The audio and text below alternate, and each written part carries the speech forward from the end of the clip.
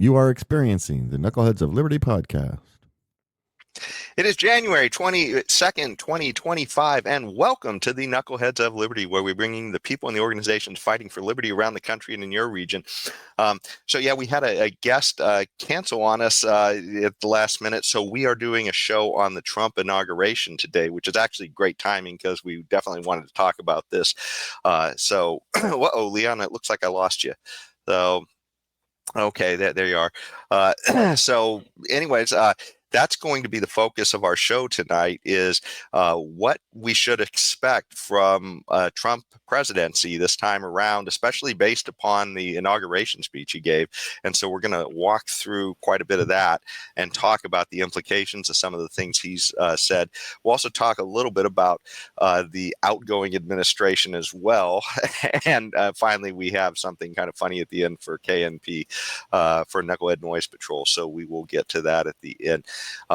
But before we get to any of that, let me introduce you to the rest of the panel. And today it's just me and my buddy Leon Brathwaite, Last Word in Liberty. He is a retired engineer in the state of California. So Leon, the word Brathwaite. I got thrown off on my... Get it right, Jason. Get it right, There you go. Well, anyways, this is pretty timely because all this is just coming down. Trump had just inaugurated. So one of the things I thought was most interesting about this time around is the organization as he goes in. And so that's kind of what my quote of the day is going to be tied to, this Liberty quote of the day. And so this is actually one from George Washington. It's associated with him. And he actually took this from called the I guess from the 1600 or 1500 French Jesuits, 110 rules of civility and decent behavior in company and conversation is where he pulled this from. But I guess he liked the quote, and so it's sort of associated with him. But he said, "Associate yourself with men of good quality if you esteem your own reputation, for 'tis better to be alone than in bad company." And if you really think about it, I mean, this Trump team that's coming in is quite a bit better quality than the last one that we saw come in. And let me just remind you, of kind of what we were talking about then. So, this is sort of a bunch of the people that Trump had brought in, and he had issues with John Kelly. I'm not going to say whether he was a good or bad appointment, but he had an awful lot of issues with some of the people he brought in last time. And, certainly we remember his attorney, Cohen, who turned on him and took a deal. He seemed like a little bit of a sleazeball.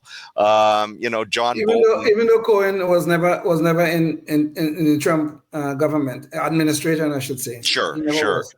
But he was, I guess at some point, he was part of Team Trump. Yes, he was. So, the people that you keep around him. And, of course, he was tied into the whole Stormy Daniels issue, too, as within the payoffs and stuff. But then you also had this Omarosa, who was just somebody from, his game show that he brought in to be in the White House. So there was, a bunch of squirrely people that came and went, some within days of coming into the White House. But you contrast that to this time around, and let me see here. I had this article up here. What is... hold on a second. I just had the article up, and then it went away on me. Let's see. Here we go. I think this is the article. Okay. So this particular article here, you can see, I mean, he's got Robert F. Kennedy Jr., he's got Elon Musk, he's got Tulsi Gabbard around him, he's got Vivek Ramaswamy, and, just all of these people that, kind of have a gravitas of their own. And even as vice president, if you think about it, J.D. Vance, I mean, he actually wrote a book, Hillbilly Elegy, and they made it into a movie. And this was way before he even got into politics. So, it's a lawyer by his own right, and came from a poverty situation. So I mean, there's a lot of interesting people that Trump is bringing along with him this time. So I think this quote of Washington's really, I think, may serve Trump much better this time around. The quality of the people that he seems to be bringing in with him. What do you think about this quote, Leon? Well, One of the people you did not mention in the people he had the first time was a guy named Jeff Sessions, Mm. who was a senator from, I think, Alabama, and he was the attorney general. And talk about a man who stabbed Donald Trump in the back. I mean, that represented everything of his administration.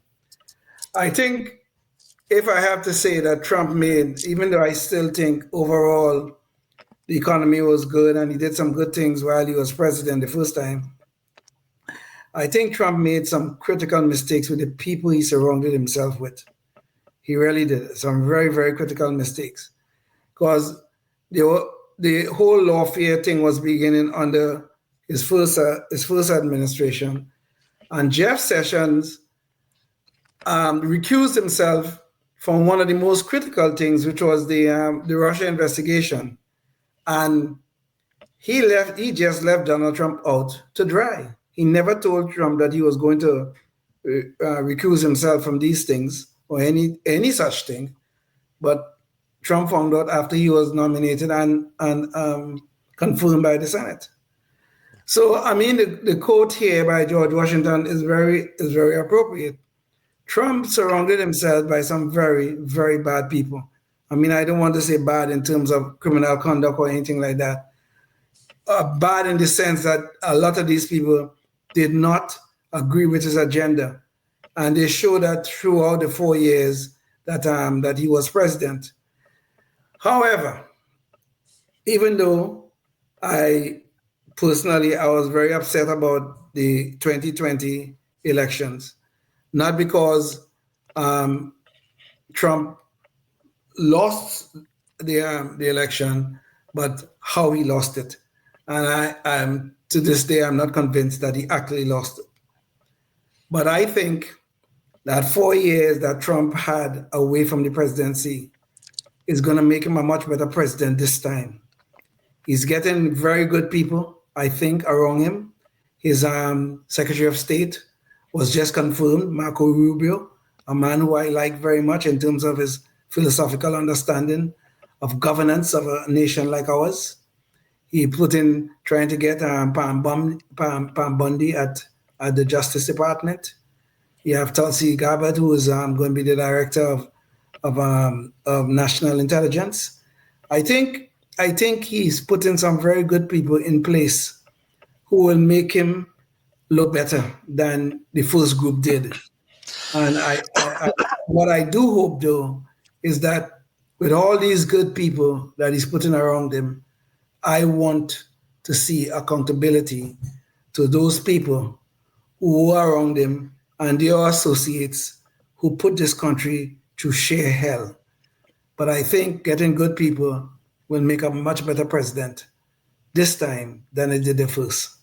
Yeah. And I'm not totally convinced necessarily that all those other people were necessarily bad. There were certainly some terrible ones that he had the first time, but even somebody like John Sessions, that's more of an issue of them not being on the same page. I don't know that a lot about Sessions. He's a Republican senator that he picked to be his attorney general, but I just, know that clearly they weren't on the same page, which, caused a lot of the chaos. Yeah. It felt very haphazard when he went into office last time, just scrambling to get people. And this time it seems very much more planned out with a lot of organizations that are kind of tied in with Trump this time. I mean, groups like Turning Point USA and others that are just really working closely with him that, he really didn't feel like he found his feet till near the end of his last election. So I guess we'll see how it goes. But, I tell you, he is off to at least keeping one promise, and that was to the Libertarian Party when he went and spoke there. He said he would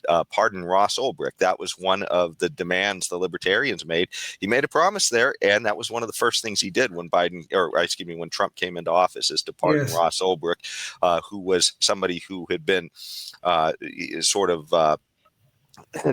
he's somebody who was involved with the Silk Road and cryptocurrencies, and and essentially there was a lot of criminal activity on the Silk Road, and it sounds like the Fed sort of rigged the case against him, and put him in jail for a ridiculous amount of time. And Sure. and so but we're not going to get into litigating that whole case here. But it just is one thing I wanted to make sure people knew, that Trump has actually kept a promise right away coming into office. And maybe hopefully we'll see Julian Assange or Edward Snowden coming Well, up as well. He did say he was going to pardon the January 6 people, and he already did that. Yes, that too. The January 6ers were all immediately pardoned, so that's also awesome. But so let's talk about what some of the stuff is that he said, because clearly he's been keeping his word on some of these things. So he said an awful lot of things in his inauguration, and so we're actually going to go through piece by piece on his inauguration speech. We're not going to do the whole speech, and we've sped it up just a little bit, but we've taken a lot of clips out of it, and we're going to talk about some of the things. So first, I want to give you a flavor of what he said with the intro to his speech. And I think it was, fairly presidential sounding, and it, he came out very boldly. It didn't sound like a weak president, which is a huge contrast with the outgoing administration. So, Leon, maybe you could play clip KOL 1. The golden age of America begins right now. From this day forward, our country will flourish and be respected again all over the world. We will be the envy of every nation, and we will not allow ourselves to be taken advantage of any longer. During every single day of the Trump administration, I will very simply put America first. Our sovereignty will be reclaimed.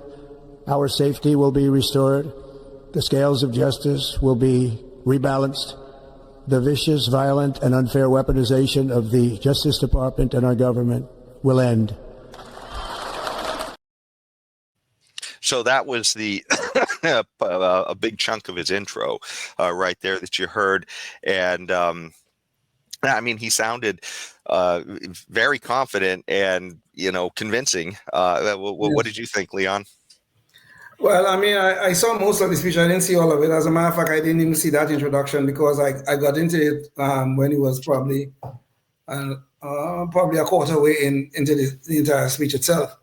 But I thought this is, to me, this is the beginning of the better Trump, quite frankly, because I think he came in with a vision and he have an idea what he wants to do for this country in the next 4 years. And I really like that. As opposed to what we just got over, the nightmare of the Biden administration. I think he is very clear about what he wants to do. He makes promises.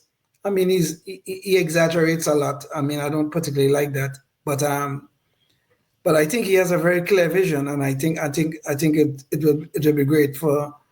Well, I really believe in this golden age he's talking about. Okay, fine, it's not going to be as golden as he's making it, but I really believe there's going to be some sort of golden age coming. I really do believe that.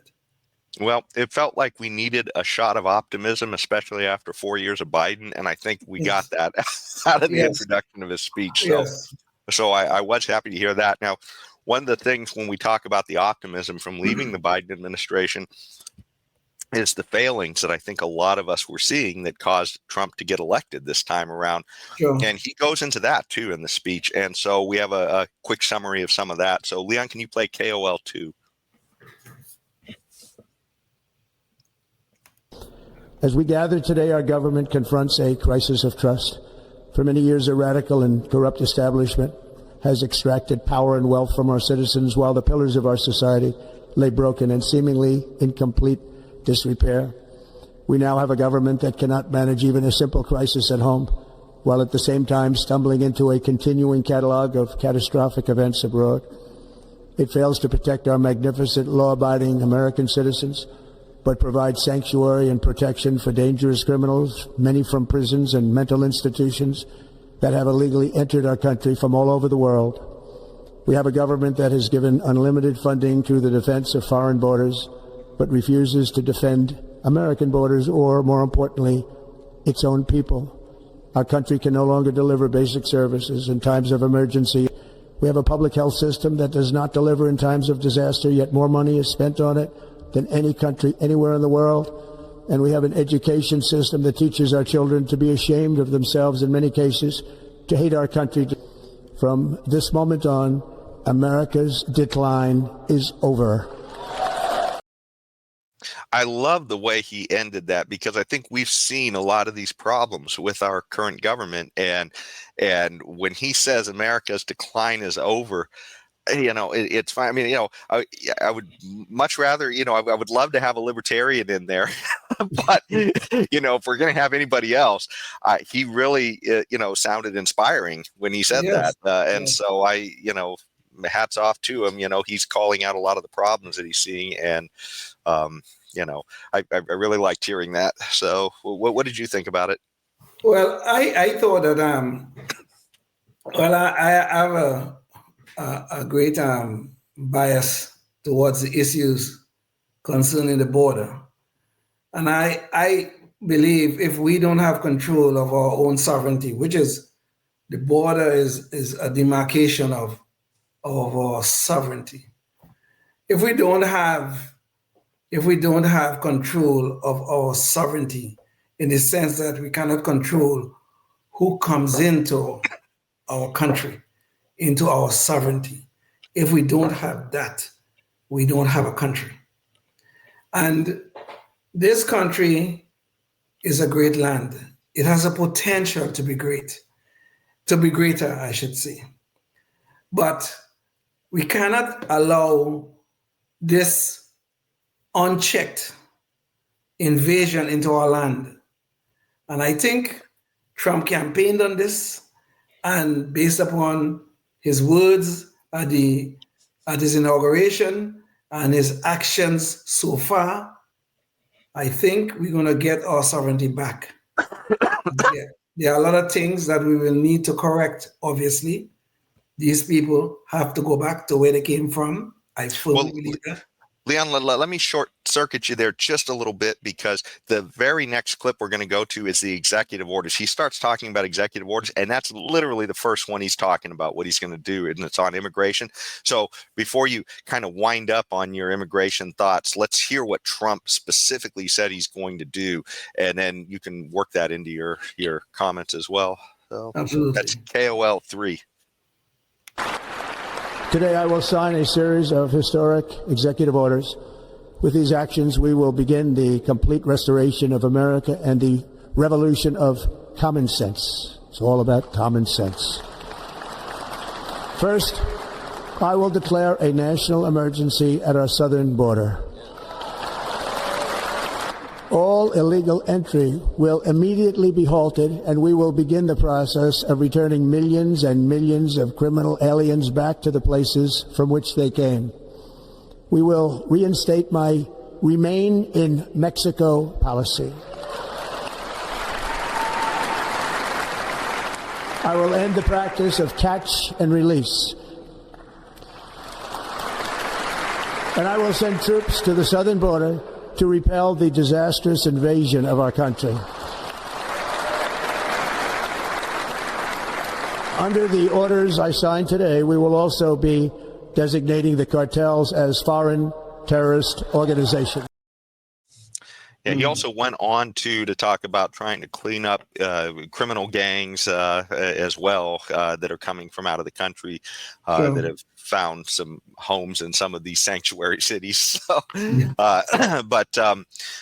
So I guess go ahead, Leon, with your critique, and then I'll jump in as well. Yeah, I mean the whole idea, the whole overarching idea, and all of this. I mean, Trump gave the specific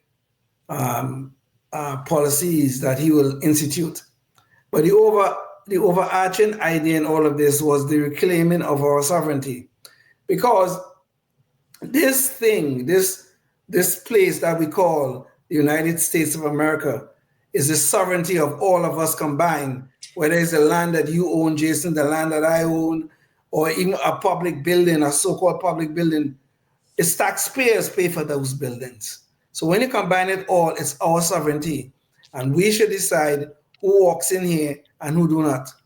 And I think reclaiming that sovereignty is like reclaiming your home, and trying to put it back in order. I think this is what Donald Trump wants to do. And I think it's a good thing for this country. Now, we have a lot of problems and we'll work through them. But this problem of not controlling our borders, not controlling our sovereignty is a very, very big issue. Because without control of our sovereignty, we do not have a country.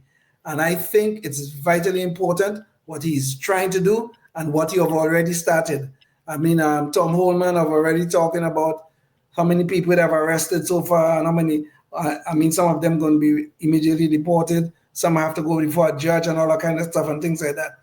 But the process is on, and we have to control that border. And the northern border seems to be becoming a problem, but the southern border is a damn crisis.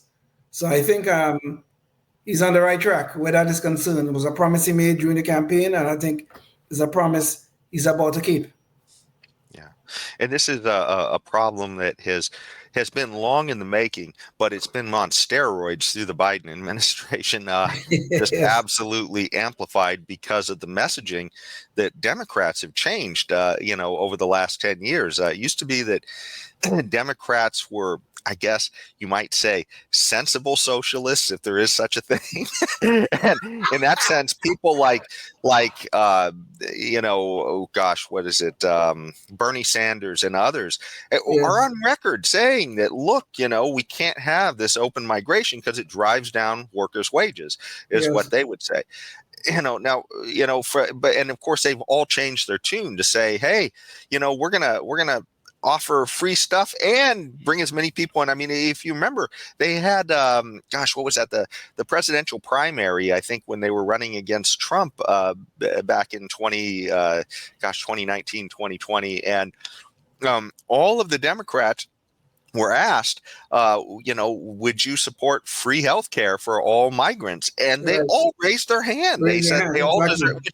It's just like saying, look, they're essentially saying that the taxpayers of the United States have to essentially provide for everybody in the world that may show up. And of course, if you're providing free stuff, as we know in economics, a lot more people will show up when the price becomes free. Exactly.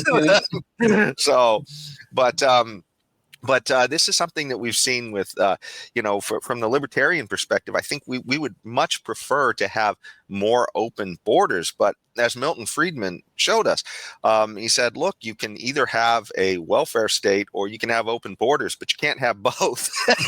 And New York has found that out good and hard. Mayor Eric Adams, we've showed that video on our show before of him talking to his city council and saying, look, this immigration issue is going to destroy New York City.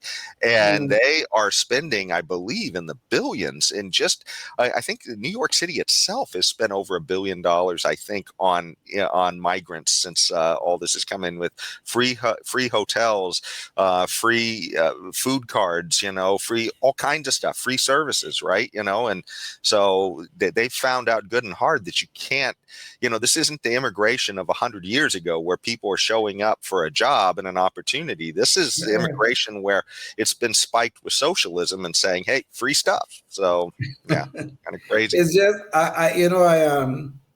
I have to push back a little bit on this open border concept, Jason. I really do. Okay, I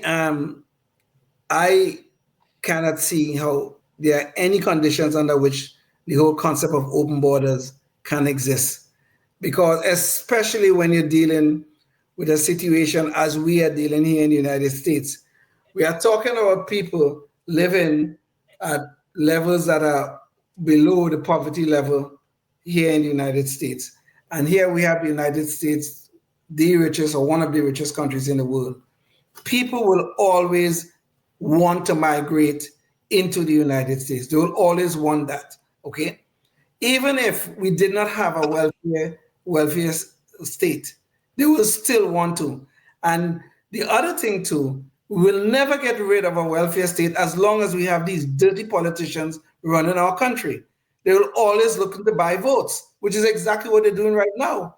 So whether the welfare state exists or not, we always have the dirtiness of these politicians trying to buy votes. And they will always do that. There's no way to get around that. Unless we stop having politicians, I don't know how we would do that. Not Well, in a republic. We can't have that. and Leon, when I think when Milton Friedman says open borders, he's talking more like the Ellis Island situation. So it wasn't like people were coming through just completely uncontrolled, but they were coming through checkpoints, and they were being screened.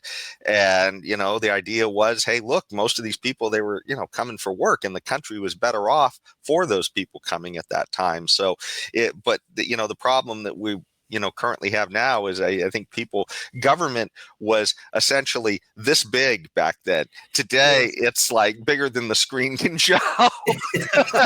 So, I mean, as far as scale goes. So I think that's the crux of the problem here is too much government ruins everything, including immigration.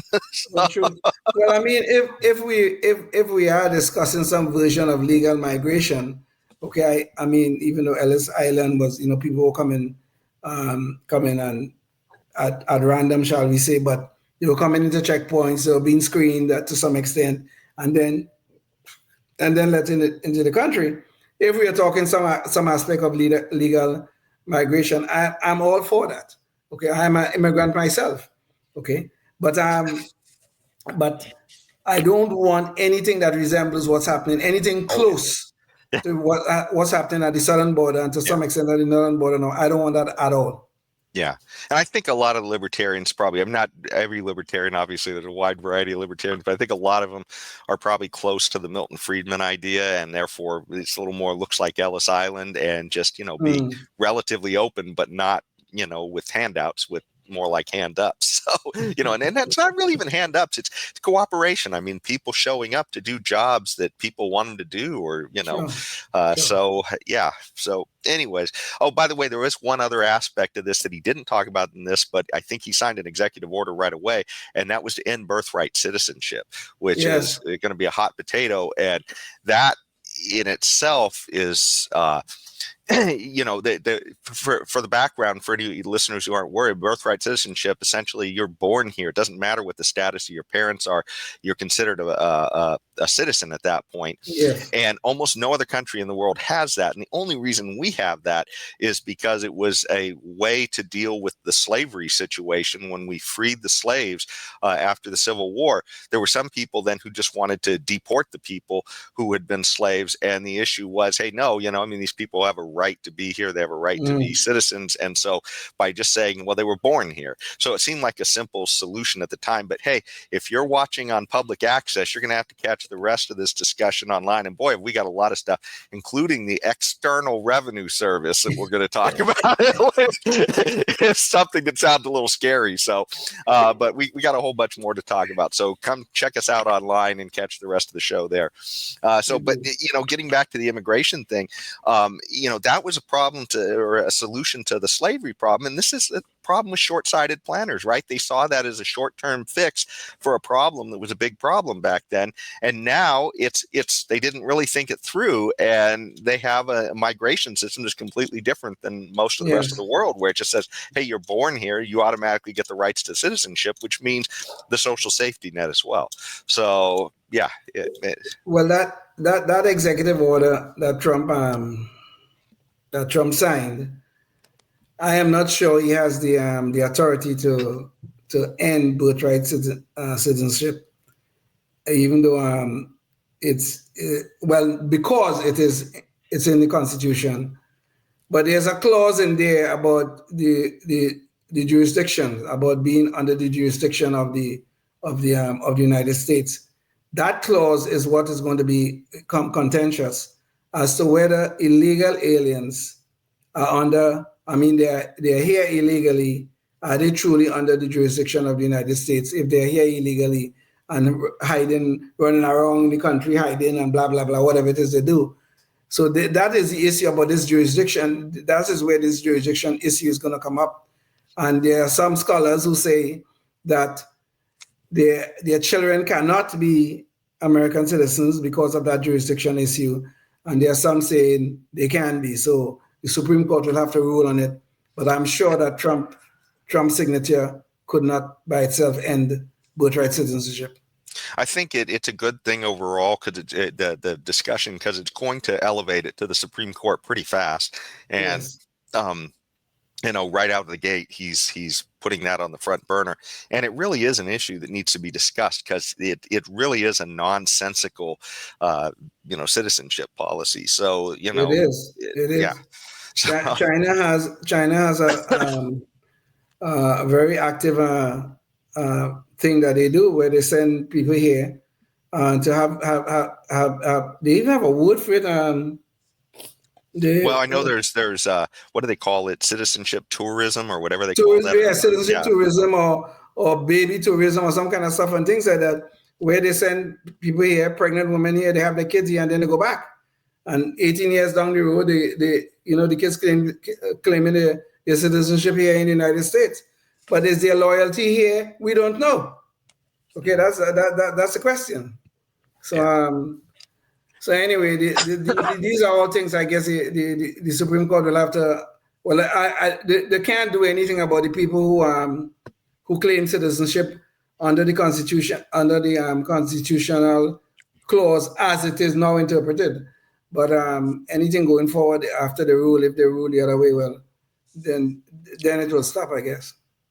Well, our next item up is we have a little clip from him on some of his environmental ideas and inflation. They're all just sort of sandwiched together in this clip. So, Leon, can you play KOL 4? Next, I will direct all members of my cabinet to marshal the vast powers at their disposal to defeat what was record inflation and rapidly bring down costs and prices. The inflation crisis was caused by massive overspending and escalating energy prices, and that is why today I will also declare a national energy emergency. We will drill, baby, drill. With my actions today, we will end the Green New Deal and we will revoke the electric vehicle mandate, saving our auto industry and keeping my sacred pledge to our great American auto workers. In other words, you'll be able to buy the car of your choice. So overall, I mean, it worries me a little bit that he's going to, I guess, try to bring prices down with, government. That sounds a little fishy. But if you listen a little bit to what he's talking about there, by making energy cheaper, that, essentially bringing down energy prices will be a deflationary force on other prices because obviously energy is built into the cost of everything else. So well, it's a major part of running any business, right? The energy cost, running your lights, your machinery, all that kind of stuff, and things that you need energy for those things. But go ahead, I interrupted you. Sorry. Sure. And I was just going to say that, we can see this in places where they've gone whole hog in on these energy policies. Energy is more expensive in those places. And you can see big differentials between California and their neighboring states. But, you can also see this too in other countries too that have adopted some of these policies and, including places like Germany where, I guess they're trying to figure out how to get back to fossil, it sounds like. So, and also too, talking about ending the EV mandate, which it does sound like Gavin Newsom's kind of running scared from that now too, as well, here in California. So, what do you think about all this stuff, Leon? Well, first of all, Gavin have to run scared from the fire and probably run scared from the EV mandate. Well, I'd be running scared from Trump's shadow too. Yeah, I guess. I think you talk about the government involvement in these things, and there's some other things that we probably talk about about government involvement. I'm really kind of leery of Trump's tendency to push the government into the marketplace. I think that tendency exists a little bit too much for me. But today I was listening to one of these shows on Fox News, and Greg Gutfeld made a very important point. I think is very important. That even in your favorite restaurant, you go to the restaurant and you look at the menu, and you're gonna see many things on that thing that you will not like. Okay, and but you will have the thing that you like, and you will enjoy the food, and you will go back several times, even after you have enjoyed the meal there. So he was making Trump and making an analogy that Trump is like that restaurant, like your favorite restaurant, where there are things that you're not gonna like, but there are things that you're obviously gonna like. Now Trump has the concept of lowering prices overall, okay, and energy is a big part of doing business. Your lights, your machinery, everything. The gasoline you need to run your vehicles, that you have to deliver your products and all that kind of stuff, is energy. You need energy for almost everything. And if you could get those prices under control, get them down and all that kind of stuff, yes, you could really overall have some kind of deflationary effects in your economy. And I mean everything, even in the price of eggs and the price of things, all kind of stuff, you could see some easing of prices as opposed to Biden and that kind of stuff. I just don't like his tendency to think that the government could solve all of these problems. You have to make sure that the free market is prominent in any policies that you want instituted. So maybe I know he's going to try and open up some of the lands for drilling and that kind of stuff. I like that. That's great. He's talking about ANWA. He's talking about there was another offshore in the Gulf. He's talking about those things of opening them up and letting people, as he said, drill, baby, drill. Great, fantastic. Just don't push the government too much into these things, because whenever the government touch anything, it's a disaster. You're almost certain that it's a disaster coming at the end. But yes, Trump I has like he's pursuing though. I like the policy he's pursuing. Yeah, he definitely has a populist streak in his rhetoric where he makes it sound like government can come in and do good things. And it's more about like his energy policy. What would work is government getting out of the way. It's not government coming in and somehow managing energy. It's about getting out of the way. Those are the things Trump tends to get more right than wrong. It scares me a little, though, when he talks about government having a more active role in some things. But certainly it couldn't be any worse than the last administration. So. True. I mean, we can't make we can't make the perfect the enemy of the good, right? Yeah. And I don't want to do that. I don't know if you're going to talk about the AI infrastructure thing that he was talking. Are you going to talk about that later on? The AI I don't think he said much about AI in the speech. No, if he did, I might have missed it. Oh, okay. He didn't, but I don't know if we're going to talk about it later on. But I want to show you how we were about the same government stuff. So yesterday he brought out 3 big wigs in the tech industry. Oh, this has to do with TikTok stuff and all that. So does this have to do with the TikTok stuff and all that, or no? Not the TikTok stuff. Okay. The stuff. They're going to build this new AI infrastructure thing, and it was that guy from OpenAI, Sam Altman, and 2 other guys. But they were talking about doing this thing, which, fine. We really do need some kind of AI infrastructure because AI is becoming so big and blown up and that kind of stuff and things like that. But there is Trump talking about what the government is going to do in terms of getting that implemented, and that is where, I mean, I like what they're trying to do. I like the goals, what they're trying to do, but the government involvement is where I'm trying to, I'm beginning to have my problem. So, because I want them to have the AI infrastructure, AI is going to be a big part of our future, I believe, but the government. Yeah. The government. And that's one of the things that concerned me a little bit with the, what he said about the EV thing in there as well. And if it's just government taking away a mandate, that sounds pretty good, right? But then he says, this is for all of our, auto workers, and essentially means the auto workers union and stuff. Well, so if he's doing things to try and appease one concentrated interest or another. That kind of worries me a little. But in this case, he's just removing a mandate. And as he said, it's to you all be able to choose what you want to choose, whatever car you want, whatever car you want to drive. So in the end, he somehow got to the right conclusion there. Well, let's talk about one that sounds a little more worrisome. And that's the next thing he brought up. And this is KOL 5, where he talks about where he thinks the government's going to be able to get a lot of new revenue. And that always sounds scary. So, Leon, play KOL 5. I will immediately begin the overhaul of our trade system to protect American workers and families. Instead of taxing our citizens to enrich other countries, we will tariff and tax foreign countries to enrich our citizens. For this purpose, we are establishing the External Revenue Service to collect all tariffs, duties, and revenues. It will be massive amounts of money pouring into our treasury, coming from foreign sources. The American dream will soon be back and thriving like never before. Now, his rhetoric here is economic illiteracy on stilts.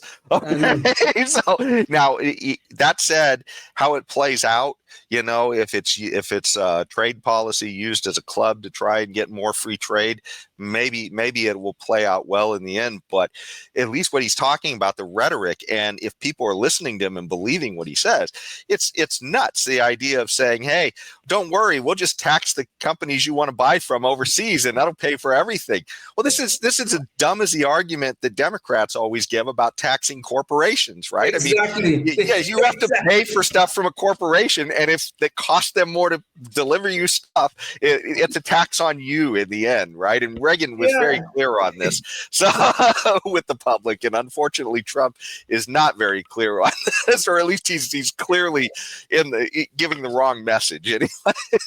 I mean, these politicians, they always think that, we're gonna tax those big mighty corporations and blah blah blah and all that kind of stuff. If those corporations are still doing business in the United States or wherever they're doing business, they're gonna pass it along. It's always the consumer and the taxpayer who end up paying for all of these nonsense that Bernie Sanders and all of them are trying to institute. And here's Trump talking the same damn nonsense as you rightfully said, that this is economic illiteracy.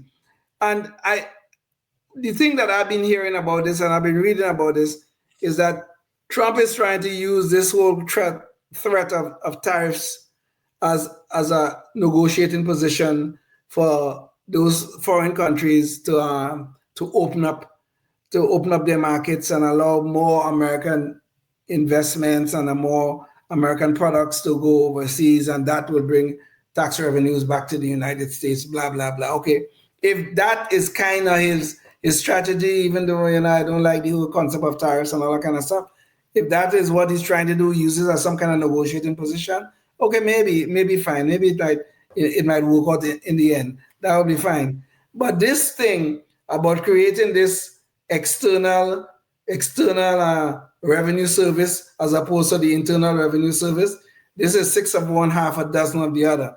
Because usually these people are going to find some way to turn upon us. Because look at what the IRS have become. When you get a letter from the IRS, recently I got a couple of letters from the IRS. They say something I didn't pay, and they want me to pay it, blah, blah, blah, and all kind of stuff and things like that. Every time you open your mailbox and you see a letter from the IRS, you say, oh, shit, what did I do now? Oh, God, sorry. What did I do now? Oh, my God, what's going on? Yeah, I mean, these people strike fear and terror into the hearts of the average citizen who just trying to earn a living and take care of his or her family. And I don't like that. And it's kind of ironic, Trump talking about cutting the size of government, how government is too bloated and all that kind of stuff and things like that. And they want to get rid of the Department of Education and the Department of this and the Department of that. And then they're talking about expanding government through an external revenue service. Come on now, make up your mind. Okay, don't want to expand government here and then shrink it there. I mean, what is that going to give us in the end? It's going to give us the same bloated government I mean, if you tell me you're going to shrink more than you expand, well, maybe you could say on net, we might be better off. But I mean, this nonsense just don't fly, It really does. Yeah. No, and also too, I mean, if you think about the IRS is sort of being a weapon that's sort of weaponized against some citizens, and yes, well, now you're just giving another weapon, the external revenue service, exactly. over to these same terrible people when they're in power. So I really just am not happy to hear this kind of rhetoric, but it's possible that maybe it somehow still works out if it leads to more free trade, but the rhetoric certainly does not lead that way. It's right. Exactly. Yeah. Exactly. So, and in the end too, this is part of the problem I have with Trump in general, is that he's much better than the Democrats. So I don't that part, I'll just say right up front. I mean, Joe Biden is clearly by far the worst president we've ever had. It's hard to imagine. Joe Biden make Jimmy Carter look like George Washington. Yeah. Go ahead. Yeah, he's just an insane clown who's demented. There's a criminal too. Yeah, it's just there's no words. I mean, to go on. We'd spend a whole show talking about all the bad things this guy's done. But the idea that gosh, Trump is clearly better than the alternative, on the Democrat side.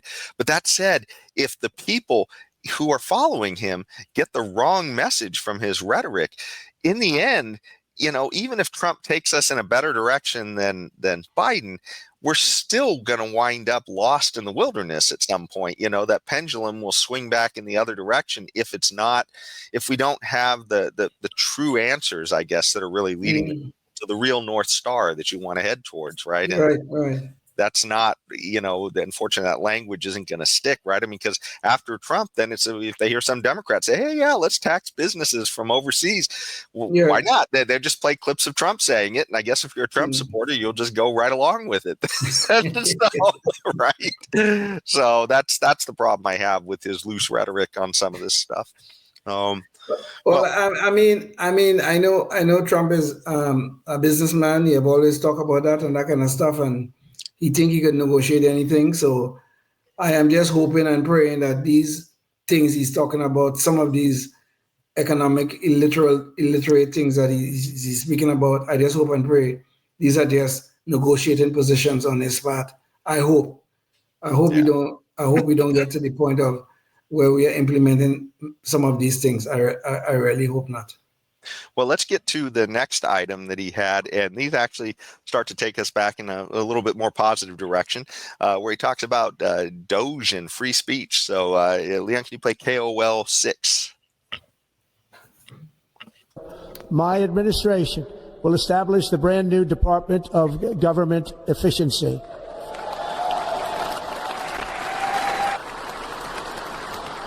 After years and years of illegal and unconstitutional federal efforts to restrict free expression, I will also sign an executive order to immediately stop all government censorship and bring back free speech to America.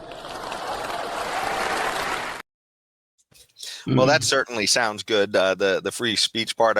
We've talked a little about Doge before on the show, and yes. I'm a little bit skeptical if it just turns out to, be trying to make some government institutions a little more efficient. If they get down to the point of saying, hey, maybe this government entity doesn't need to exist because it could do better in the marketplace. We'd be better off in the marketplace.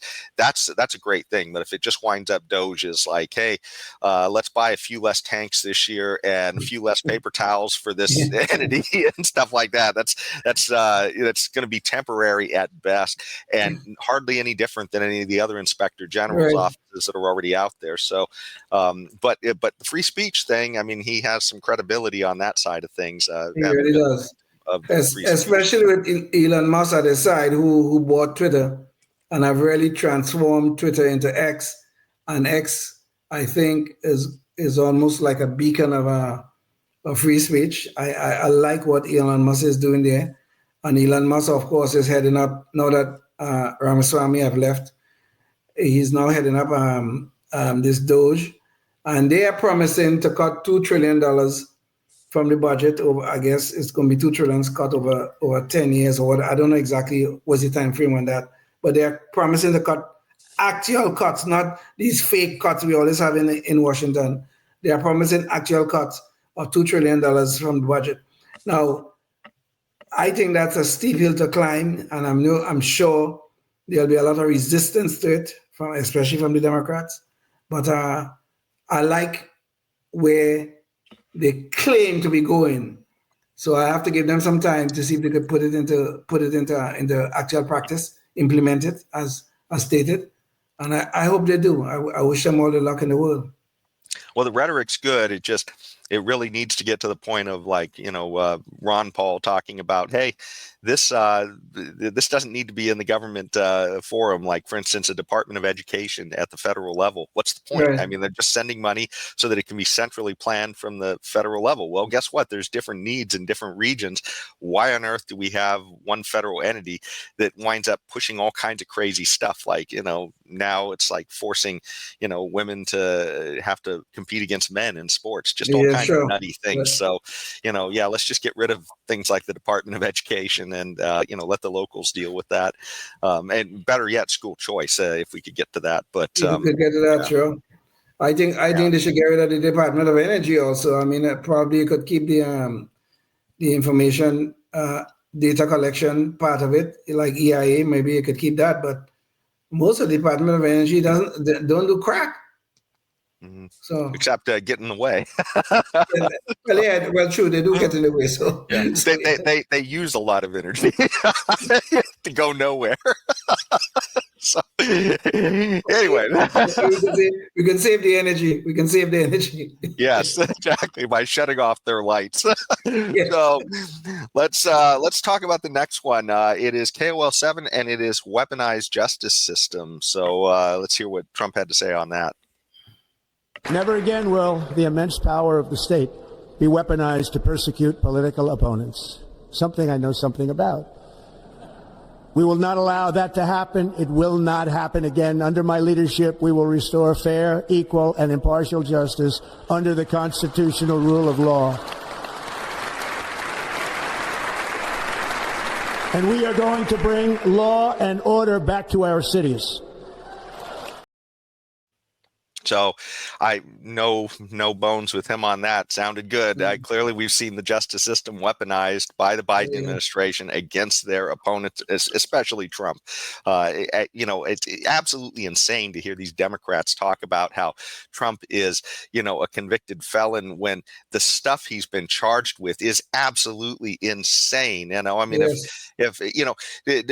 The craziest thing of all is, when they went after him for impeachment the first time, the Biden story is at the heart of the Trump story, in the sense that a lot of Democrats don't even realize, but what they were going after Trump for the first time was he was trying to get a Ukrainian prosecutor reinstalled by essentially negotiating with aid money that was supposed to go to that country, and that it was reinstalled prosecutor that Biden, when he was vice president, had dismissed because he wound up doing the same thing, holding up trade money, and Biden is on record saying it, bragging about it, and Democrats just act like they don't hear it. The prosecutor fired.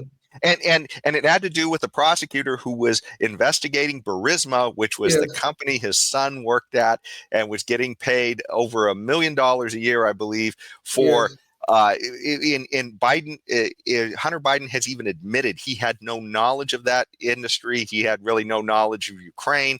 So he had no business being on this, except for the fact that his dad, as vice president, was handed that jurisdiction to be responsible for with Obama on their foreign policy issues, and it was completely abused. And the crazy thing is, that could be at the heart energy policy of this whole war between Ukraine and Russia. So, I mean, the idea that Biden's hands are so dirty and all of that, and Trump is the guy who's getting prosecuted for everything, including, chased by a woman who claims she was sexually assaulted, but can't tell when it happened, what day it happened. It's just another of these just crazy things. Oh, she's so credible, and yet she you can't even specify any of the things that supposedly happened in the. Tell me this thing. This is unbelievable. I think I've said another thing. I know I've said this on the show before. One of the problems, about this weaponization, is that the Biden administration had drifted us into a place where the tolerance of violence and the selective prosecution had become very prominent. Because look at the January 6 people who Trump just pardoned. Okay, some of them clearly did something wrong. Okay, there's no doubt about that. I'm not going to argue that point. Some of them really did something wrong. Okay, they committed some acts of violence. Most of them did not. All right, most of them didn't enter the Capitol, but they were around the area and that kind of stuff. The FBI used facial recognition, found a whole bunch of them, and got them in prison. And when you said most of them didn't enter, most who entered peacefully too. Peacefully, so that's right. Yes. So I mean, this is absolutely nuts. When you compare it to the demonstrations that went on for George Floyd. This is what exactly I was getting to. This is exactly what I was getting to. Who was persecuted in the George Floyd riots? In Portland, they were trying to burn down a federal building. And what was worse about that, there were people inside the building who was prosecuted for that. Yep. They took over several blocks, what do you call it, a chop zone or some crap like that. Chop zone, yeah, in Seattle. Who was prosecuted? As a matter of fact, somebody was killed in there. Yep. Who was prosecuted for that? The government literally paid them to police themselves during that, which was, such a gang of thugs were running around with AK-47s, and I just, this is exactly the point I'm trying to make, is that the justice system have drifted in that place where they tolerate violence and then they only selectively persecute certain people. If you're the wrong race, if you're the wrong political party, if you're the wrong political movement, you could be persecuted. They put a 76-year-old woman in prison who was, I don't think she even entered the Capitol, to be honest, but she was around there. I think she was just pardoned by Trump. But the whole thing is that this weaponization that we have seen, where we want to go after Catholics, we want to go after parents showing up at school board meetings, and actually one father was arrested. His daughter was raped in one of these schools, and these people think these are the people we should be going after, rather than going after all the thugs we have in our society wreaking havoc on many of us. So I hope to God that Trump could really get these things instituted. But I want something else too, okay? I do not want the Department of Justice to be used for retribution. I do not want that. What I do want is accountability, okay? I do want some of these people to be investigated, and if there are any crimes that were committed, I want them prosecuted. I want that, because if we don't do that, we are just encouraging more of it. Yeah, like Biden and his family. Not even being investigated, and when they were investigated, it was with kid gloves. I mean, they had a whistleblower from the IRS who was saying that, look, they were told not to dig in on this, and then they allowed the statute of limitations to expire, so that Hunter Biden got off without paying several $1 million of taxes that he was supposed to pay from some of these bags of cash he was carrying around for his dad in these places. So anyways, let's get on to the next one. And this will be near and dear to your heart, Leon, where Trump makes a proclamation about the number of genders that there will officially be with respect to government. 8. This is KOL 8. This week, I will also end the government policy of trying to socially engineer race and gender into every aspect of public and private life.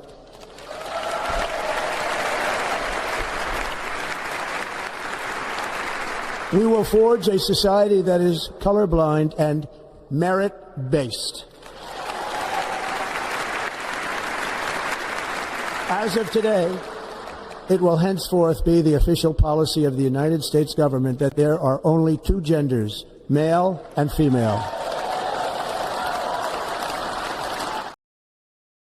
So I largely with Trump on this, but mainly I think, as a libertarian, I essentially want government to have a small footprint. Therefore, whatever government says about there being two genders, then it will apply to a limited number of places that we all have to deal with. So if you have a government institution or a government school or anything like that, then it makes sense. You have, divisions that we've specifically put in because of differences between men and women, and the idea to allow for some level of fairness in funding. When you talk about, if women aren't playing the sport so much, maybe let's make sure they get funding for some of the things they'd rather do. But what we're seeing have happen now is that, my gosh, they're allowing guys who want to identify as women to take advantage of women in these situations. And it's just awful. But, if people want to do whatever they want to do in private, and, if a private institution, you got a private club, a private sports club, you get together, make whatever rules you want. But if the government's going to be involved, I think you do have to set some kind of standards that allow for some level of reason and fairness. What do you think, Leon? Well, I hear the argument about the limitations of government, but on this one though, I really want them to do something about this, because especially with kids under the age of 18, where they are making decisions for these children which are irreversible, like giving them, these hormone blockers and all these other things, and the puberty blockers and hormone therapy and all these other things that they're trying to do to children right now. Because this whole transgender ideology is nothing but a poison. I am not talking about the people, okay? For all of you people listening to this show, I am not talking about the people. I am talking about the ideology. The ideology is poisonous, okay? Because there's no amount of surgery, there's no amount of therapy, puberty blockers and stuff that you can give to people that change a man into a woman or a woman into a man. We have to have clear standards. What is a man? What is a woman? I can't believe we even having this discussion. We have a Supreme Court justice who can't define what a woman is. That to me is mind-boggling. And that's the scary part, which I think why there needs to be a clear standard set within government. Because if you have judges who are claiming they can't tell what, how many genders there are, or, if they can't clearly define what a woman is, that has an impact on how government resources are going to be used in places, especially when you talk about schools and sports and stuff like that. So I think there's several issues going on here. One, you're talking specifically about issues with, children and transitioning versus, but I'm mainly thinking about the government resources part of it, and we have to have standards. And to say a woman is whatever you want to imagine it is, that's crazy. Sure. So I mean, I think you said this, but in a private life, a man want to put on a woman dress, a woman want to put on clothes that a man would traditionally wear, and that kind of stuff. That's fine. I don't care. Okay, that's your business. My problem is when we get this fuzziness in our society in general, in our schools, in our universities, and all that kind of stuff, where we're not sure who's a man and who's a woman, and we have non-binary, we have this, we have that. I had already experienced. So I was teaching at a private university. I'm not going to call their name, and there was this person, I have to say person, came into my class one day. They, them. Yeah, I don't know what they, them, or whatever. Because remember, Trump is for you, not for they, them. Right, yeah. Or Kamala's for they, them, and Trump is for you. That's it. I asked the person the name. And they gave me the name, and it turned out to be a name that could apply for male or for female. I taught this person for 8 weeks. That's the length of the session, for 8 weeks. And Jason, to this day, I don't know if that person is male or female. I have no clue. Well, it didn't make a difference to my teaching, but to me, this confusion that these people are creating in society is really problematic. I mean, I mean, if God forbid something happened to that person in that class, what do I say when I call up 911 and say this person say collapse? They're gonna obviously ask me, is it male, female, or what? What the hell am I gonna say? I don't Yeah. know. I really didn't know, and I still don't. But this is the kind of confusions that we see in society, and this is where I You think. say to the 911 responders, let me go check their correspondence so I can see their pronouns. You know? Right. Yeah, yeah. And by the time I'm checking, the person die on the floor, or something, or something like that.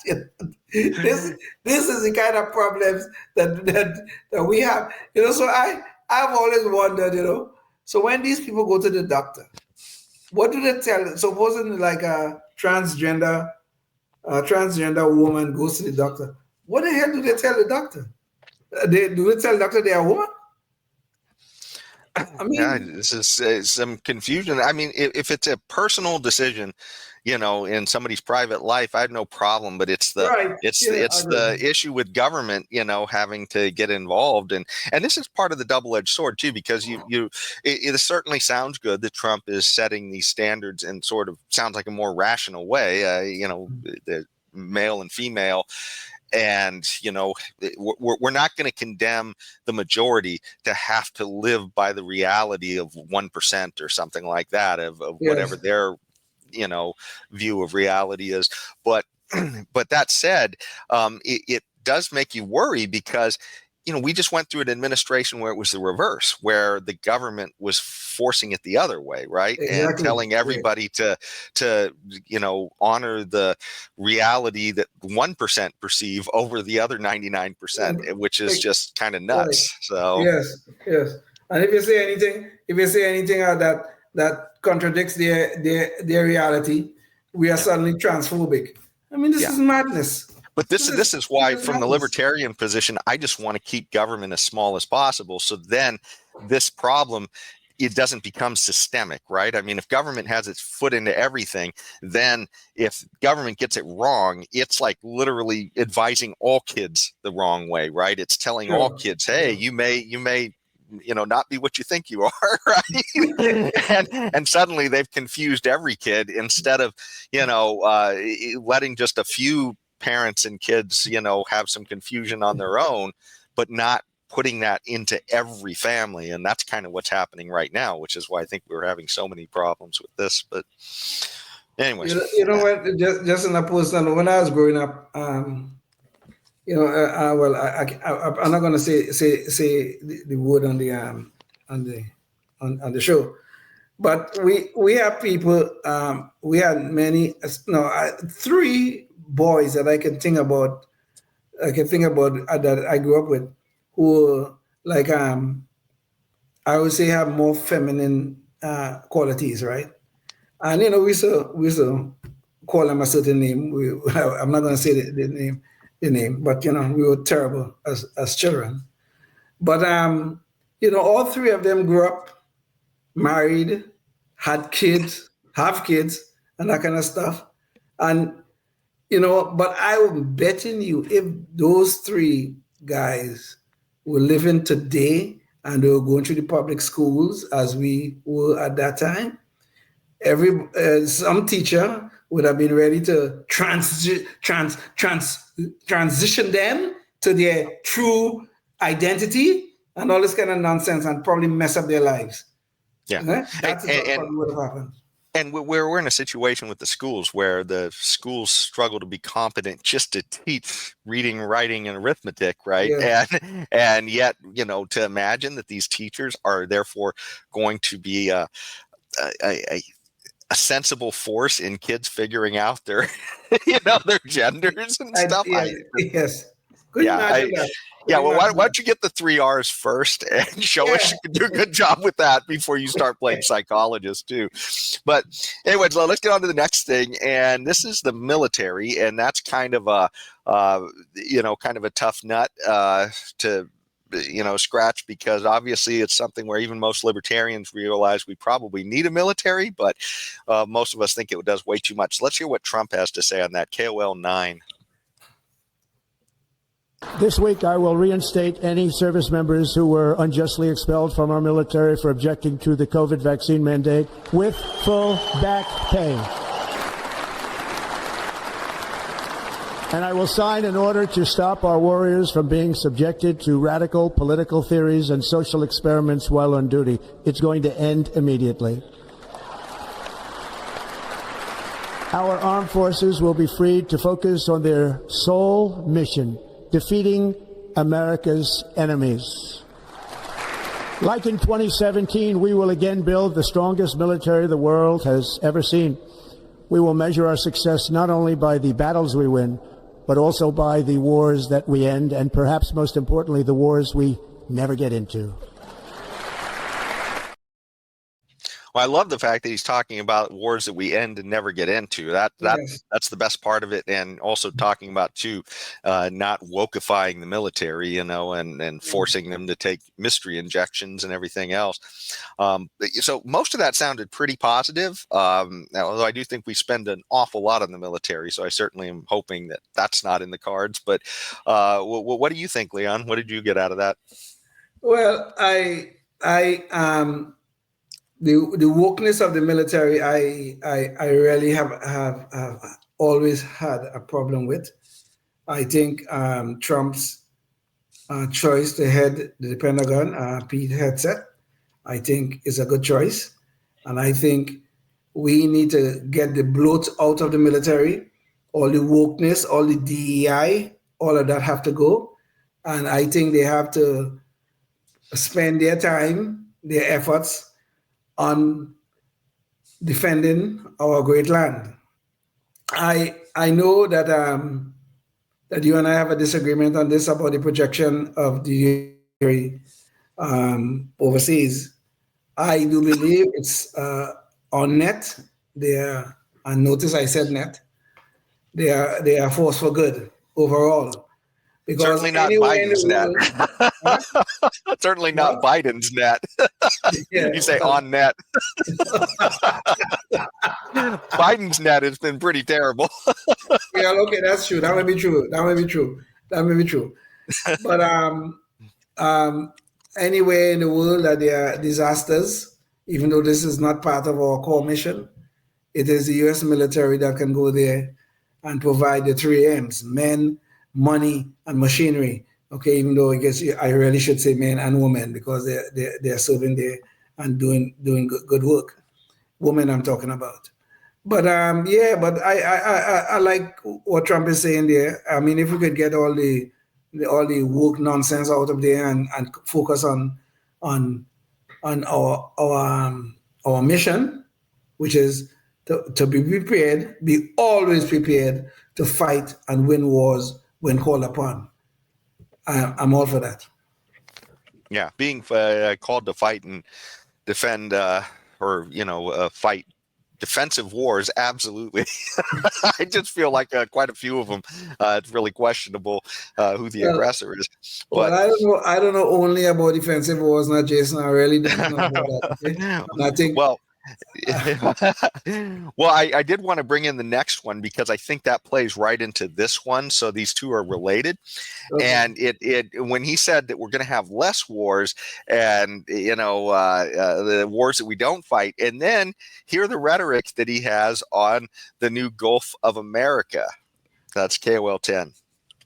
A short time from now, we are going to be changing the name of the Gulf of Mexico to the Gulf of America, and we will restore the name of a great president, William McKinley, to Mount McKinley, where it should be and where it belongs. And above all, China is operating the Panama Canal, and we didn't give it to China. We gave it to Panama, and we're taking it back. So, Leon, would it be worth going to war over calling the Gulf of America or the Gulf of Mexico? I do get a little bit worried that some of these defensive wars tend to, the mission creep, I guess. What do you think? Well, of course, Mount McKinley and them kind of stuff is really not a big deal. That is just Trump's vanity about putting America first and all that, which is fine. I I don't particularly have a problem one way or the other on that. But this issue about the Panama Canal, I know. I mean, officially, we gave it to Panama during the Carter administration, but unofficially, China is really operating the Panama Canal right now, and there is a very good argument to be made about our national security if we get into conflict with China. So I am with Trump on this one. If you want to take it back, I don't know if you're going to use the military to take it back, because there's a treaty involved in this thing, and if the terms of that treaty is being broken, then yes, take it back. But if it's not been broken, well, then I don't know what grounds we'll take it back under. But I don't like the fact that China is operating that canal right now. I really don't. They are our main adversary out there, and I am not. If conflict comes, I don't want them having such prominence in that canal. I really don't. That's really, really a problem. Yeah, and I think that's a potential national security issue. Yeah, and if there's an issue of some breaking of a treaty, then maybe there's something there. But I think part of the problem that I have is that, when we have this faith in the United States as policemen of the world, we can't even police our front porch, which is the Panama Canal, right? I mean, if we literally had control of that, and then I think Jimmy Carter gave it away for $1 or something, and yes. I mean, this is the thing, right? I mean, even if you have faith in our leader at a particular time, you got to realize some really nutty people are going to be leading us in crazy places in other times. And I just assume that we not have our foot in all these different things. Now, this is right on our doorstep. So, yeah, I mean, I do think that, we have to go by whatever treaty we have. So, I mean, if we gave it away and we don't have a grounds to do anything about it, then, I don't know, we'd be hard pressed to find a reason. But I am, very skeptical about the idea that, we should be throwing our weight around and just, taking things from other countries. To me, that doesn't sound very much like defense. Well, it's not a matter of taking something that we didn't build, right? We built the Panama Canal, at least have some significant. If we sold it, I mean, if we gave it away, it's not ours. I mean, it'd be like if you sold something at a yard sale and said, "Hey, I want it back." You show up at the other person's house. I built that. Yeah, but you sold it too. It's a valid point. However, I think there was a treaty involved in the giving away of this thing. So I hope Trump has more than just his rhetoric in terms of trying to take this thing back. So we'll see. We'll see. He's trying to also take control of Greenland, which I know we have no grounds on that case. It's not to say like this was something that was a part of the United States, blah blah blah, whatever. We have no grounds there, other than it really is a strategic location. It will help in terms of our national security, in terms of defending the homeland and all that. But they have no grounds. We have no legal grounds to even try to acquire it. But Trump seems to think that he can, and I don't know. Let him go for it. And if the people want to become part of the United States, True. maybe a more attractive proposition now that we have gotten rid of the Biden administration. But anyways, it is interesting, though, that we're getting near the end of his speech. And I thought the last part, it was kind of, I guess, an interesting piece here where he talks about sort of manifest destiny and where he sees that going. Although I do worry a little bit that this kind of sounds like growing government a lot. But let's hear what he says here when he talks about his vision of Mars. That's KOL 11. The United States will once again consider itself a growing nation, one that increases our wealth, expands our territory, builds our cities, raises our expectations, and carries our flag into new and beautiful horizons. And we will pursue our manifest destiny into the stars, launching American astronauts to plant the stars and stripes on the planet Mars. Ambition is the lifeblood of a great nation, and right now our nation is more ambitious than any other. There's no nation like our nation. Americans are explorers, builders, innovators, entrepreneurs, and pioneers. The spirit of the frontier is written into our hearts. The call of the next great adventure resounds from within our souls. Our American ancestors turned a small group of colonies on the edge of a vast continent into a mighty republic of the most extraordinary citizens on earth. So I kind of love the vision, but I kind of not too crazy about the idea that we're going to spend a lot of money planting a flag on Mars. So it sounds like another boondoggle one. And we didn't show it in there, but Elon was in the audience, and boy, was he happy when he heard it. Yeah. Well, that's part of Elon's vision. Now, I mean, you think about, I mean, space exploration. I mean, we have done some of that. We have gone to the moon, and the next step is to go to the next planet, which is Mars, obviously. I mean, there are other countries that are trying to do the same thing. Russia, I know, is trying to do that. The Chinese are certainly trying to do that. But then that leaves the question as why should we? Well, I think exploration is a good thing. Okay, I really do. I think we have to go beyond our borders. I mean, as long as we're not violating the rights of anybody else, I think it's something that we should do. Now, Trump used those words, manifest destiny. I will sometimes question where did he think that came from. I don't know where did we get this manifest destiny from. So, but I don't have a problem with us trying to go to Mars, and if Elon is going to finance most of this, it looks like it's going to be mostly done in the private sector. I'm sure the government will put its hands in there somewhere, but I don't really have a big problem with that, to be honest. Yeah. Well, it does certainly sounds like something that Doge won't be paying too close of attention to on how much money is wasted on this project. True. Very true. But anyway, yeah, at least it does sound like again, at least an inspirational vision for the country. Yes. I just, it does sound like a boondoggle too. But that said, that's pretty much the nuts and bolts of his speech. Now, there was one other little clip that I guess I thought might be worth playing, and it's just because maybe it'll give you a sense of maybe why Trump may feel a little bit more driven, I guess, during this time in office. And he talks about maybe, his near-death experience on the way to office here. So, Leon, can you play KOL 12?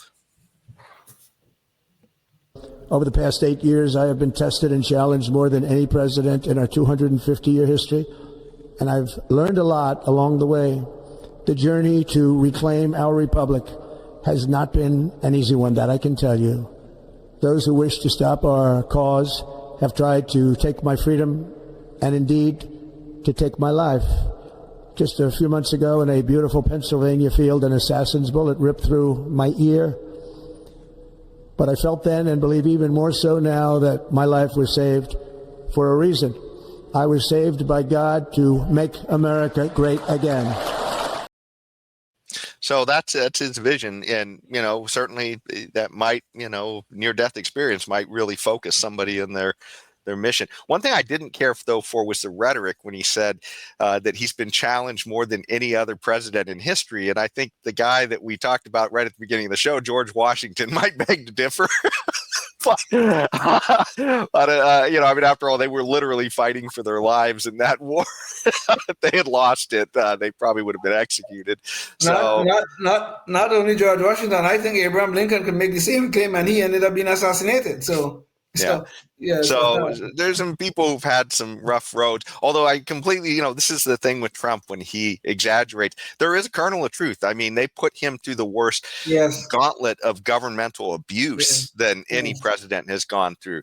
But as far as the roughest road, I think we certainly have seen that there were at least a few presidents in our history that have had bigger challenges. But nothing, not to take anything away from Trump, though. I mean, this is an amazing victory as well. Of course. But if he had said maybe in modern times, the modern times or in the last Yeah. 100 years, yeah, sure, I would certainly would have gone along with that with no problem. But I think Abraham Lincoln and George Washington will certainly, like you said, beg to differ. Yeah. So, anyways, but that's our coverage of that. Now we wanted to talk just a little bit about the administration that's on its sad way out of office right now. And I tell you that the craziest thing with this is the Biden administration, just seems to plumb new lows constantly for our country, whether it's in dividing us one way or another. Well, the pardons issue, this preemptive pardon issue, is just become an absolute whopper. And Leon, maybe you could bring up the visual here. In the waning minutes of his administration, we all got, a front seat to, a few weeks ago when Biden, a few months ago, I guess it was, when Biden pardoned his son Hunter for everything that Hunter had done from 2014 onwards, I believe, to give him, carte blanche immunity without even disclosing what the crimes might be. I mean, we knew of some crimes already because he had been through court, but he wasn't given pardons just for that. He was given pardons for everything. And now suddenly Biden's whole family got pardons, and also Fauci got a pardon. And so, I mean, just a whole bunch of, parade of terribles sitting here from the Biden crime family, being given pardons. People who were on the January 6th committee who may have broken the law and some of the things they were doing and destroyed records so that, their work couldn't be challenged later on, especially, when you figure all the terrible things were done to these January 6ers too.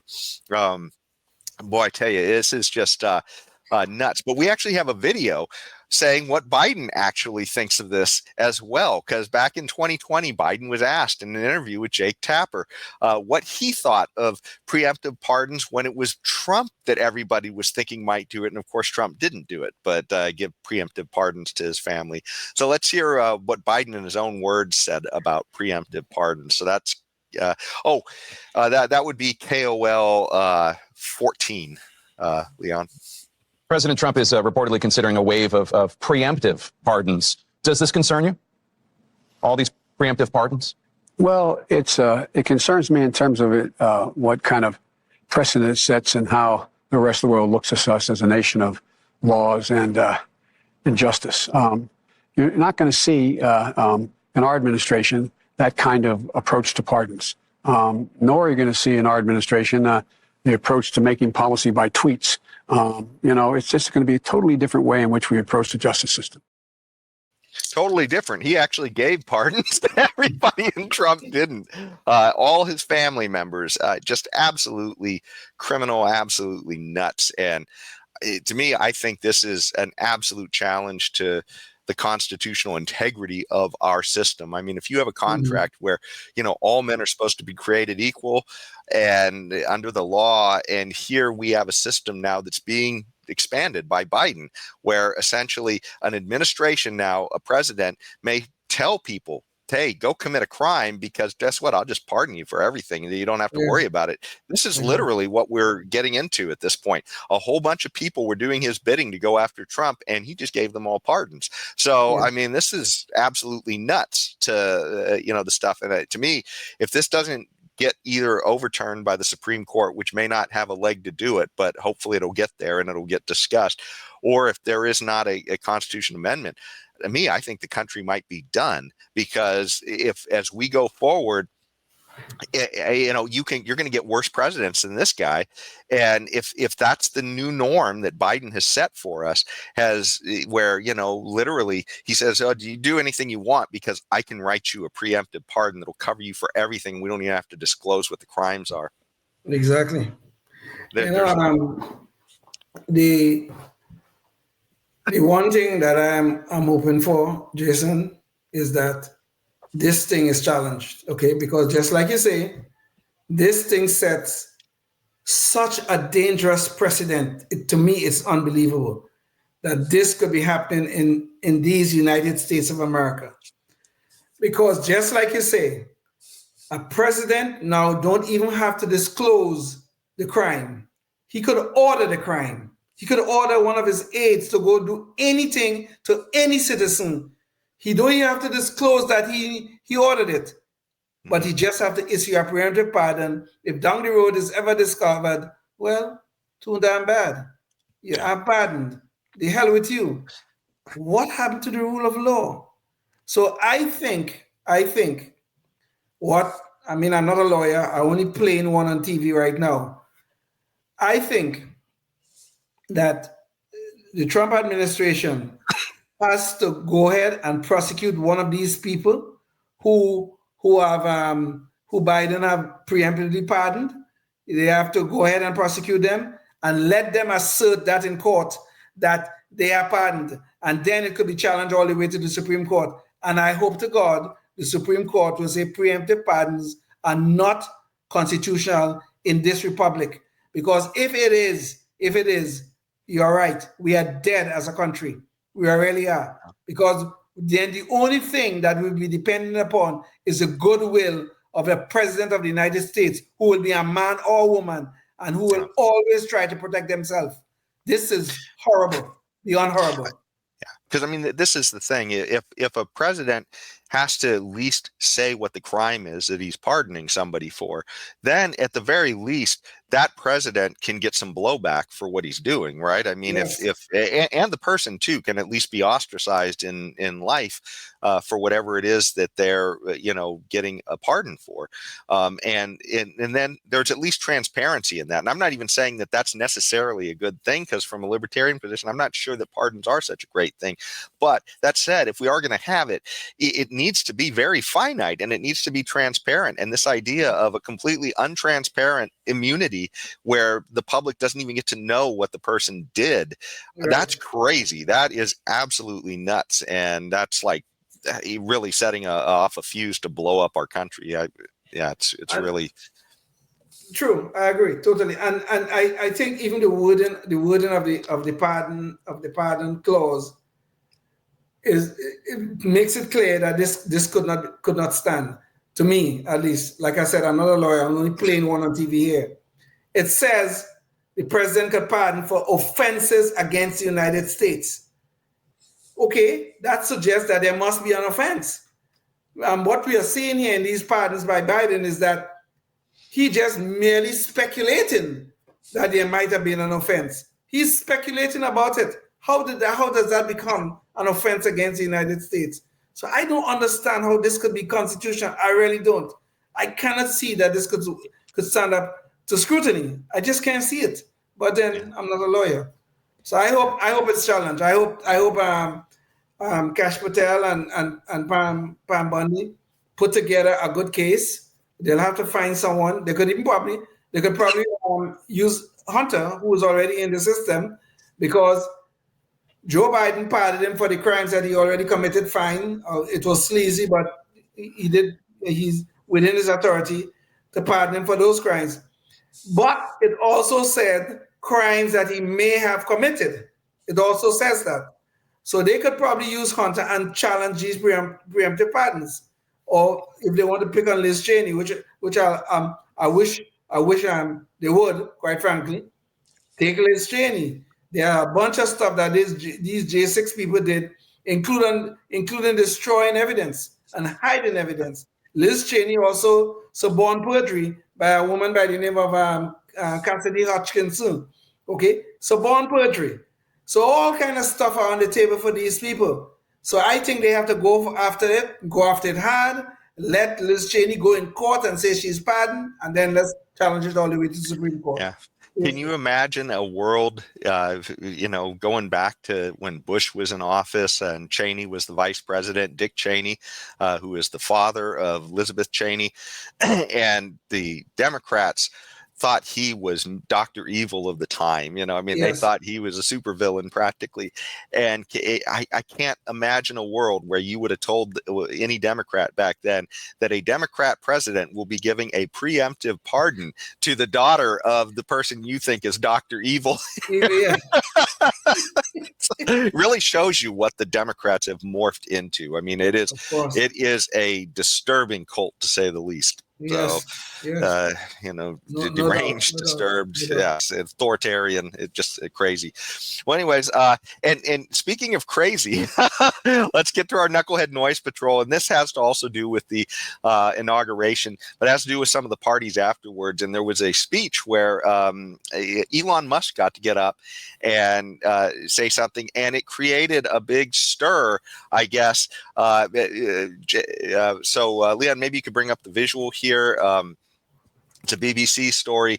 So Elon kind of, a little awkwardly when he was, making gestures to the audience about, his heart going out to them, he gave a salute, essentially, it looks like.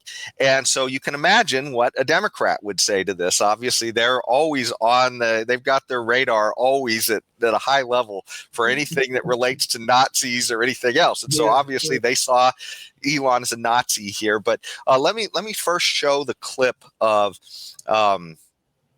Elon, of what really happened there, so that you can see for yourself, and then we'll show you how it was portrayed in the fake news and just the bizarre take that AOC had. So, Leon, can you play KNP1? There are elections that come and go. Some elections are, important, some are not. But this one, this one really mattered.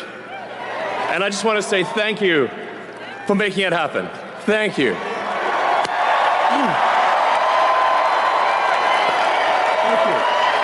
My heart goes out to you. It is thanks to you that the future of civilization is assured. So clearly he was ecstatic. He wasn't saying anything about rounding up Jews or anything else. This was, just saying how happy and ecstatic he was about the results of the election. Yeah. And now let's see how the mainstream media portrayed it. So, Leon, can you play KNP2 and the fake news? Elon Musk setting off a firestorm Monday after the world's richest man made a gesture during a post-inauguration rally. Musk, who made the gesture twice, is facing heavy criticism after many online compared his arm movement to a Nazi salute. This is the United States of America. And I don't care what Elon Musk is doing behind a presidential seal. In this country, we hate Nazis. If you're cool and want to defend the Sig Heils and the Nazi salutes, all the whatever you want to do, that's on you. I'm on the opposite side of that. I'm not with the Nazis. AOC wants them to know she's not with the Nazis. I don't think Elon is either. Yeah, I don't think so. But this is just horrible. Everybody is a Nazi. Everybody is a racist. Everybody, it doesn't matter. That's all they know how to do, this horrible cult. They just know how to name call people so that they can get their cult to just immediately turn on them and spew hatred. It's funny. These people are the ones who literally think that they should be policing speech for hate speech. They hate more than anybody. These people are a cult of hate. This awful. This is the party of iOS. iOS, insanity on steroids.